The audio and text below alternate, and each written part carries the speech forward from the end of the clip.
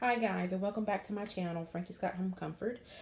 Sorry, I apologize for not getting in at the beginning of this project, but it was a donated item that I saw potential in to put in my downstairs guest room. Then I didn't want to have that really dark effect because that guest room is on the back of the house and doesn't get much light. So I wanted to kind of lighten up the furniture, and this item was initially a dark brown wood tone.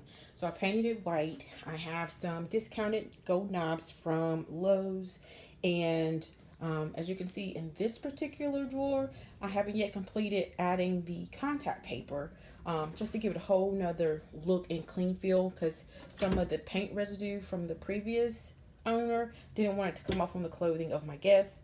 And by choosing a very abstract contact paper, it's really easy to do when you can't see any of the lines where you're cutting or where you're adding paper. And it just makes it look really nice and neat and professional. And I'm sure your guests will appreciate to have something like this where they can put their items and feel really welcome when they visit you. But for $10, I was able to kind of remold this from something dark and dingy and dated to something clean and modern, and pretty much it just fits the whole vibe that I want to put together for this room. So stay on the lookout for the completed room redo and the completed console redo as I finish the rest of it.